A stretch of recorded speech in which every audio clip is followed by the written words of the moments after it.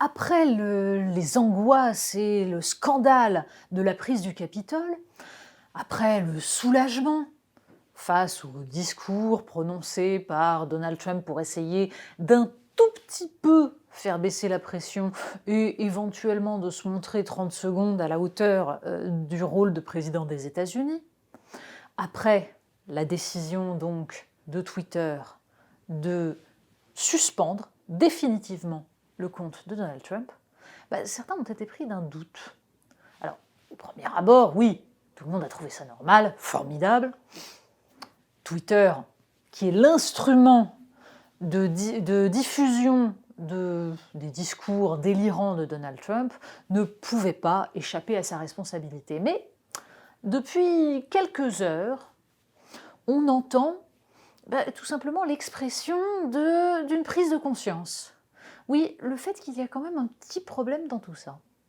Ce petit problème tient au statut des réseaux sociaux dans nos sociétés numériques. Et oui, évidemment, Donald Trump pourrait très bien, quand il a un message à faire passer, le faire passer dans la presse, dans les médias classiques, à la télévision, auquel cas la suspension de son compte Twitter ne lui poserait aucun problème. Ça, c'est l'argument, en général, des journalistes de ces médias classiques, pour balayer d'un revers de main le fait que ça pose tout de même une question qui relève de la démocratie. Et oui, le président des États-Unis doit pouvoir s'exprimer dans différents médias. Donald Trump a choisi Twitter, ce pourrait être Facebook, ce pourrait être TikTok, ce pourrait être Instagram, peu importe. Ces réseaux sociaux font partie désormais de l'espace global d'expression. Bref, ils sont une forme d'agora et donc d'espace public dans lequel chacun peut se faire entendre. À ceci près que les plateformes ne fonctionnent pas de la même manière que les médias classiques. Un média peut boycotter un homme politique, ça arrive. Certains journaux n'offriront jamais, par exemple, au Rassemblement national, l'occasion d'une interview, la liberté de faire entendre réellement ce qu'ils pensent pour des raisons idéologiques que l'on peut comprendre. Mais il existe une forme de pluralisme, certes insatisfaisant, mais tout de même une forme de pluralisme dans les médias.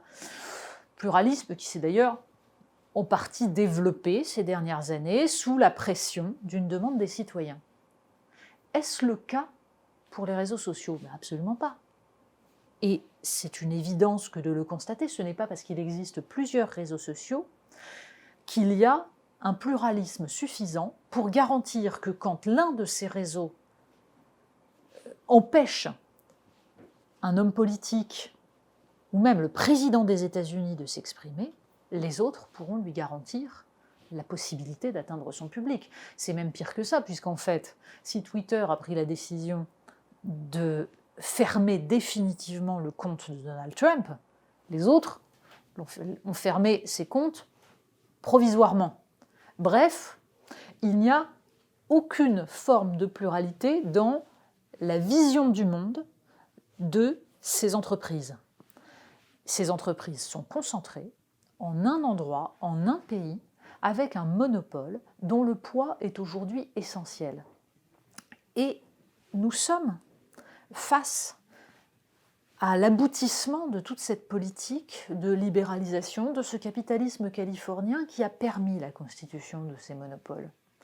Les réseaux sociaux sont l'espace public actuel de telle sorte qu'ils relèvent en fait d'une forme de service public.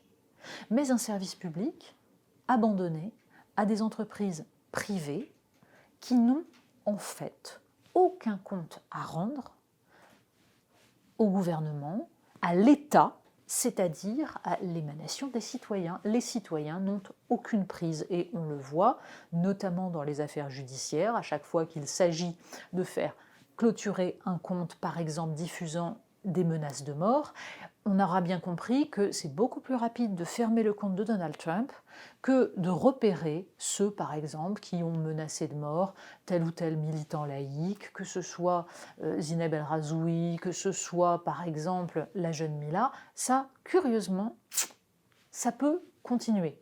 En revanche, sur le plan des mœurs, ces mêmes plateformes peuvent décider de censurer telle œuvre d'art parce qu'elle montre un bout de sein. Ça, c'est très choquant. Et en revanche, les appels à la haine ne le sont pas. Bref, nous avons aujourd'hui une sorte de ville virtuelle où nous nous déplaçons, où nous agissons, mais qui relève de lois qui n'ont pas été élaborées par la collectivité. Bref, ce n'est pas la démocratie. Alors bien sûr, il nous appartient de faire valoir le point de vue qui relève du bien commun. Mais ça nécessiterait évidemment de développer des réseaux sociaux concurrents, autres, qui relèvent d'autres lois. Il faut des investissements monstrueux.